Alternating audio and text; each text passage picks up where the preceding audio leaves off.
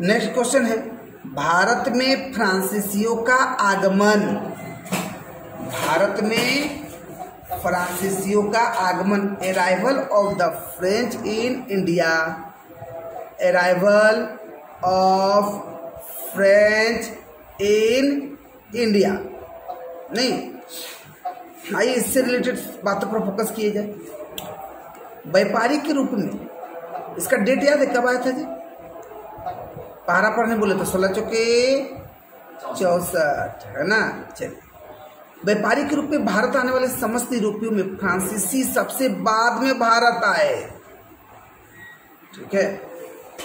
और फ्रांस के सम्राट लुई 14वां, देखो कुछ याद करो ना करो, पहला लाइन की कोई जरूरी नहीं ये वाला, लेकिन इसके बाद वाला लाइन जो मैंने अभी बताया, फ्रांस का सम्राट लुई 14वां और उसका मंत्री का नाम था कोलबर्ट। क्या था? कोलबर्ट।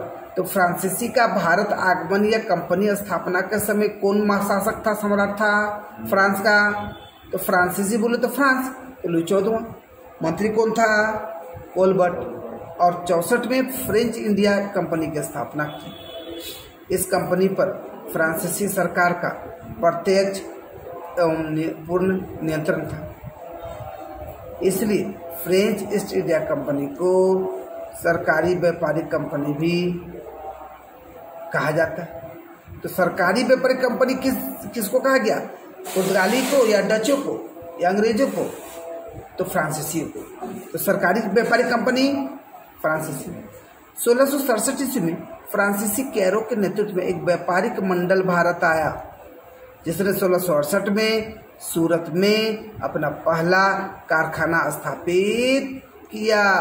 1668 में सूरत में अपना पहला कारखाना स्थापित किया। 1669 ईस्वी में फ्रांसीसियों ने गोलकुंडा के सुल्तान से अनुमति प्राप्त कर, देखिए है ना, मसूलीपट्टनम में दूसरी फ्रेंच फैक्ट्री स्थापित कर ली, ठीक है। तो फ्रांसीसी का गठन 1664 में हुआ कन्फर्म, लेकिन 4 साल बाद 1668 में इन्होंने पहला कारखाना खोला सूरत में। सूरत में याद रखेंगे, डेनमार्क बोले तो सेरामपुर, डच बोले तो पिपली, सब याद रखेंगे, ठीक है। और फ्रांसीसी बोले तो सूरत। कंपनी निदेशक फ्रांसीसी मार्टिन, ये बीबी जी मार्टिन ने 1673 ईस्वी में वलीकोंडापुर के सूबेदार शेर खां लोदी से पुदुचेरी नामक एक गांव प्रस्तुत किया, जो कालांतर में पांडिचेरी के नाम से फ्रांसीसियों का भारत में मुख्य केंद्र बना रहा। और फ्रांसीसी मार्टिन को भारत में फ्रांसीसी बस्तियों का वास्तविक संस्थापक माना जाता है। तो बताओ, अगर फ्रांसीसी बस्ती अगर बसा है तो उसका वास्तविक संस्थापक कौन? तो मार्टिन। कौन है जी? याद रखेंगे, ठीक है। अच्छा, 1693 ईस्वी में डचों ने अंग्रेजों की सहायता से पांडिचेरी को फ्रांसीसी से छीन लिया था। डचों ने अंग्रेजों की सहायता से पांडिचेरी को छीन लिया, ठीक है। लेकिन डचों ने अंग्रेजों के, हाँ ओहो, ये तो वही ना हो गया। अरे मरने देखते हो गांव मोहल्ला बस्ती में भी, अरे चलो ना तुमको हम लोग पार्टी करेंगे, पैसा देंगे, चलो उसको मारना है पीटना है।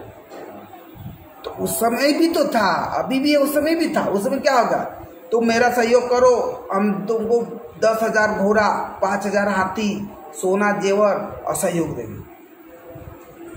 अभी भी तो होता है। तो उस समय आप देखोगे एक होना बहुत बड़ी बात नहीं है। अच्छा, तो फ्रांस छीन लिया।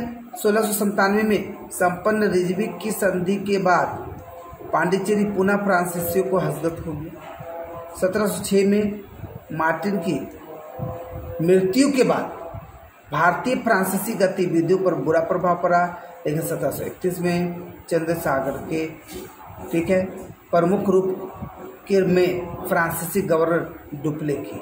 तो डुप्ले कौन हो गया? कौन है जी गवर्नर? डुप्ले कौन है? गवर्नर। तो मार्टिन के बाद कौन आया गवर्नर? डुप्ले। कौन आया जी? डुप्ले। पांडिचेरी की स्थापना किसने किया था? ठीक है। 1731 में चंद्रनगर में के प्रमुख के रूप में फ्रांसीसी गवर्नर डुप्ले की नियुक्ति के बाद फ्रांसीसियों में पुनः उत्साह का संचार हुआ। भारत में फ्रेंच ईस्ट इंडिया कंपनी की स्थापना व्यापारिक उद्देश्य से की गई थी, किंतु 1742 के बाद फ्रांसीसी की स्थापना व्यापारिक लाभों की उपेक्षा कर राजनीतिक उद्देश्यों की पूर्ति की दिशा में सक्रिय हो गए, है ना जी। पुर्तगाली और डचों के भारत से जाने के बाद अब भारत में सिर्फ अंग्रेज और फ्रांसीसी हो गए थे। फलस्वरूप संघर्ष की स्थिति उत्पन्न हुई। नहीं जी, पुर्तगाली और डचों का भारत से जाने के बाद क्या हो गया? भारत में सिर्फ अंग्रेज और फ्रांसीसी बच गए। ठीक है। और ऐसे पुर्तगाली की बात करें तो पुर्तगाली सबसे पहले आए, मतलब 1498 में, और सबसे बाद में भी गए। लेकिन यहाँ मेनली यहाँ क्या करना चल रहा है? भारत से जाने के बाद बोले तो व्यापार नहीं कर रहे। ठीक है। 1742 में यूरोप में फ्रांस और इंग्लैंड के बीच युद्ध, ठीक है, शुरू हो गया। तो 1742 में किसके बीच युद्ध हुआ? फ्रांस और इंग्लैंड के बीच। किसके बीच? फ्रांस और इंग्लैंड के बीच। यूरोप का रुद्र शीघ्र ही भारत में पहुंच गया। मतलब यूरोप में लड़ाई कर रहा है, लेकिन उसका असर कहाँ पड़ा? भारत में।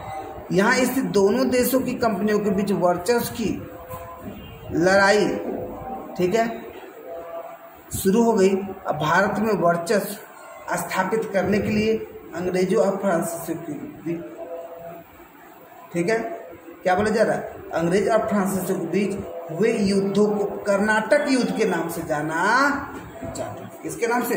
कर्नाटक युद्ध के नाम से जाना जाता है। डचों की तरह अंग्रेज भी पूर्वी दुनिया में मसालों के व्यापार के लिए थे, बोलो थे कि नहीं?